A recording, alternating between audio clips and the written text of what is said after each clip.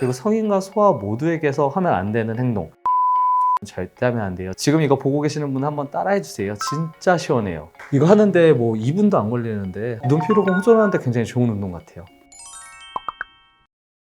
선생님, 요즘에 스마트폰이 이제 대중화가 되면서 전자기기의 노출이 굉장히 많아졌잖아요. 그렇죠? 그래서 예전보다 지금 어린이들이 병원에 오는 경우가 더 많아졌나요? 네, 근시로 인한 시력 저하를 주소로 안과에 방문하는 아이들이 많아진 거는 맞는데요. 여기서 헷갈리시면 안 되는 게 전자기기를 사용해서 근시가 더 진행하고 눈이 나빠지는 게 아니라 전자기기를 포함한 근거리 작업 행동이 횟수가 늘어나서 그런 거거든요. 이게 무슨 말이냐면은 책 같은 걸 보는 것도 근거리 작업 행동이고 스마트폰 보는 것도 근거리의 행동이 포함이 되기 때문에 이러한 근거리 행동을 했을 경우에 근시가 더 진행이 되고 그로 인해서 안과에 더 많은 아이들이 오는 것은 사실입니다. 시력이 나빠지는 습관을 사실 나이에 따라서 설명하는 게 중요한데요. 아이들 성장기에는 뭐 독서, 스마트폰 사용 등 근거리 작업을 많이 하는 경우, 그리고 어두운 환경에서 스마트폰을 사용하는 경우, 취침 시에 불을 안 끄고 자는 행동, 이런 세 가지 행동 정도가 성장기에 근시 진행을 유발할 수 있기 때문에 하면 안 되는 행동이 되겠고요. 성인의 경우에는 선글라스, 자외선 차단 안경 및 자외선 차단 렌즈를 착용하지 않고, 이게 야외 생활 많이 하시는 분들 있잖아요. 스포츠 레저를 좋아하시는 분들, 그런 분들 같은 경우에는 이제 해가 다이렉트하게 눈에 와서 뭐 백내장이 더 빨리 생겨날 수도 있고요. 망막에 안 좋은 영향을 줄 수 있기 때문에 이런 경우, 즉 성인의 경우는 자외선 차단을 하지 않고 야외 행동을 하는 행동이 잘못된 것이다 라고 말씀드릴 수 있겠어요. 그리고 성인과 소아 모두에게서 하면 안 되는 행동, 눈 비비는 거는 절대 하면 안 돼요. 제가 이전 영상에서도 여러 번 말씀드렸지만 지금 영상 보시면 눈을 비빌 때 이렇게 눈이 꿀렁꿀렁해 보이는 걸 지금 확인하실 수 있잖아요. 이게 꿀렁꿀렁해지면 우리 눈 안에 유리체나 망막에 손상이 가해질 수도 있고, 그리고 각막 자체에도 변형을 일으킬 수 있으며 백내장을 악화시킬 수 있습니다. 그래서 이런 행동은 하면 안 되겠습니다.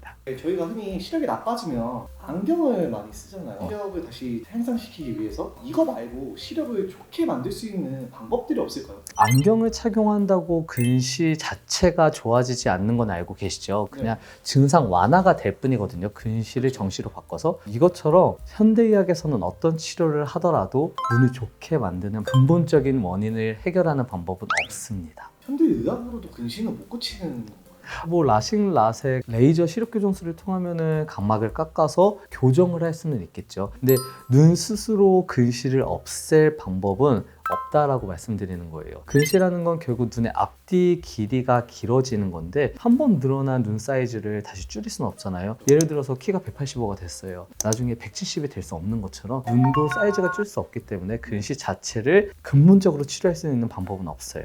그러면 혹시 뭐 시력을 좋게 만들어주는 음식 같은 게 좀 있을까요? 제가 식단도 철저하게 하잖아요. 오메가3는 다들 많이 아시죠? 뭐 안구 건조증에 좋고 항염증 효과가 있다라고 알려졌거든요. 그래서 오메가3를 많이 함유하고 있는 대표적인 식품은 푸른 생선, 연어, 들기름 정도가 되겠어요. 근데 사실 생선 요리는 집에서 해 먹으면 이렇게 냄새가 많이 나잖아요. 그래서 저는 들기름을 먹습니다. 들기름을 애용하는 편인데 하루에 한 스푼을 들기름을 젓갈이나 밥에 넣고 같이 먹고 있어요. 보통 어르신들은 들기름 한 스푼 입에 넣어라 이렇게 말하는데 전 그건 못 하겠더라고요. 그래서 젓갈에 묻혀서 먹거나 아니면 밥에 전 아예 비벼서 김에 싸 먹는 이런 식으로 섭취를 하고 있고요. 두 번째 식품은 블루베리. 다들 아시죠? 눈에 좋은 과일 따지면은 블루베리가 가장 먼저 생각날 정도인데 뭐 안토시아닌 황산화 효과가 굉장히 뛰어나서 망막이나 시신경, 혈류 개선에 좋다 라고 알려져 있어요. 그 다음은 뭐 브로콜리나 시금치가 있겠는데 이런 초록색 색깔을 띄우는 채소 같은 경우에는 루테인이나 지아잔틴을 포함하고 있는 경우가 많아요. 그래서 눈에 오히려 망막이 좋다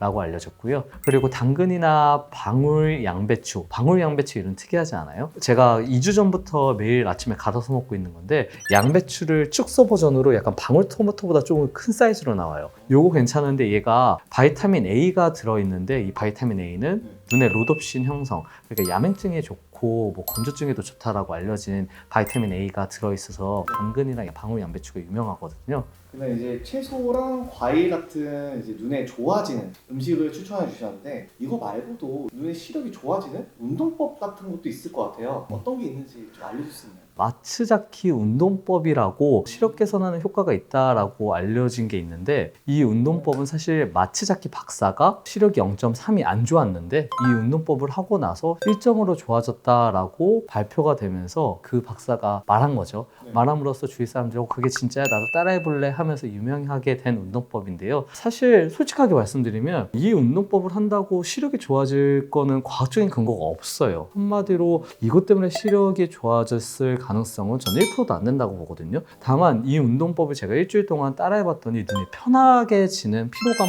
호전에는 효과가 있더라고요. 그래서 오늘 영상에서는 지금 마츠자키 운동법 중에 제가 이 운동을 했더니 눈이 좀 편안해지다라고 느꼈던 두 가지 운동과 제가 평상시에 눈 근육, 주위 근육을 풀어주는 운동을 많이 하거든요. 그 운동을 두 가지를 섞어가지고 전체적으로 눈의 피로감 호전을 가져올 수 있는 운동법에 대해서 알려드릴게요. 지금 이거 보고 계시는 분 한번 따라해주세요. 진짜 시원해요. 첫 번째 운동은 모양체 단련이라고 하는 것인데, 손을 우선 눈에서 30cm 정도 떨어뜨려 놔주세요. 여기 끝을 보시면 되시고요. 30cm 떨어놓은 상태에서 천천히 눈 앞쪽으로 당겨줍니다. 그러면 우리가 사팔뛰기라 그래서 옛날에 이런 장난 많이 쳤었잖아요. 그리고 다시 멀어지게 됩니다. 30cm로 또 당겼다가 멀어졌다가, 당겼다가 멀어졌다가. 이때 포인트는 눈을 깜빡이면 안 돼요. 당겼다가 멀어졌다가. 전면을 보고 다시 한번 해볼까요? 자, 30cm 떨어뜨리고 나서 당겼다가 멀어졌다가, 당겼다가 멀어졌다가. 눈을 감으면은 이게 당겨질 때 가까운 거를 보기 위해서 지금 모양체가 근거리를 볼 수 있는 수정체의 모양을 만들거든요. 근육을 이용해서. 네. 근육을 운동시키려고 하는 건데 감아버리면 리셋. 그렇게 되기 때문에 예를 들어서 우리가 바이셉 운동할 때 천천히 끌어서 수축을 시켜주잖아요. 그렇다 펴줬다. 그거랑 비슷한 개념이라고 보시면 돼요. 물론 팔 근육과 모양체 근육은 성질이 아예 달라서 훈련시킨다라는 표현은 조금 잘못됐긴 했지만 이 운동 눈 편하게 만들어주더라고요. 그리고 두 번째는 상하 좌우 스트레칭. 우리가 팔도 이렇게 상하 좌우 스트레칭 하는 것처럼 제가 한번 옆면에서 보여드릴게요. 자, 손가락을 얼굴에서 한 5cm에서 10cm 정도 띄워주시고요. 이 정도 띄운 상태에서 손끝을 쳐다보세요. 그 상태에서 손가락을 천천히 위로 올려주고 고개는 가만히 있고 손끝을 따라서 쳐다봐 줍니다. 그러면 얘가 손끝이 안 보일 정도로 눈을 최대로 올리게 되거든요. 이 상태에서 왼쪽으로 쭉 가세요. 그러면 눈을 계속 따라가고 있으면 지금 왼쪽 위를 째려보고 있고 반대쪽으로 가세요. 오른쪽 위에 갔을 때 또 오른쪽 위를 째려보고 있고요. 이거를 최대 정점에 갔을 때 3초 정도 멈춰주세요. 그리고 다시 중앙점으로 왔다가 포인트 다시 확인하고 이번에는 중앙에서 왼쪽으로 최대한 째려보고 3초 멈춰주고 다시 정면으로 갔다가 오른쪽 3초 째려봐주고 멈췄다가 다시 중앙 아래로 가고요. 그러면 눈이 아래쪽을 쳐다보게 되겠죠. 아래쪽 왼쪽으로 최대한 째려보고 3초 멈춰주고 다시 중앙, 다시 아래쪽 오른쪽으로 가시고 최대한 째려봐주고 중앙. 중앙점이 1이면 위로 올라가서 2, 3, 4 다시 중앙에서 5, 6, 다시 아래 7, 8, 9 총 9개의 사각형을 천천히 이렇게 쳐다본다라고 생각을 하시면 되겠어요. 이게 뭐냐고 생각을 하시면 되냐면 왼쪽, 오른쪽, 위, 아래 움직이게 하는 근육이 총 6개로 작동을 하거든요. 이 근육들을 최대한 많이 쓰는 거예요. 근육을 최대한 수축시켜가지고 그랬다 풀어줬다가 수축시켰다 풀어줬다 하면서 눈을 움직이는 근육을 쉬게 만드는 마사지법이 되겠습니다. 세 번째는 눈썹 주름근 눈 둘레근 마사지가 되겠어요. 이름이 너무 어렵죠. 이제 눈 주위에 있는 표면에 있는 근육 마사지와 눈썹과 연결된 근육의 마사지를 해준다라고 말씀드리는 건데요. 여기서 가장 중요한 포인트. 안과에서는 눈을 누르는 걸 굉장히 싫어해요. 즉 안구는 절대 누르지 말고 그 주변 근육만 건드리는 마사지법이 되겠어요. 자, 우선 손가락 2개를 준비해 주시고요. 눈 주위 뼈, 그러니까 안아골절 뼈를 보면 이렇게 동그랗게 되어 있죠. 뼈에 근육이 다 붙어 있거든요. 그래서 그 근육을 눌러줄 건데요. 여기 우선 코 옆쪽과 눈 사이의 정션, 이쪽을 딱 눌러줍니다. 이렇게 눌러주면은 뭔가 뼈가 만져지죠. 동그랗게 튀어나온 데가. 그리고 눈썹 아래쪽도 눌러주면은 움푹 들어간 부분 있죠. 그 움푹 들어간 부분 위쪽으로 살살살살 돌려서 원형으로 눈뼈 모양대로 마사지를 해주시면 됩니다. 이렇게요. 하고 다시 원상복귀하고 이거를 2번 반복해 주시면 되시고요. 그래서 눈 주위근을 우선은 좀 릴렉세이션 시켜주는 게 되겠습니다.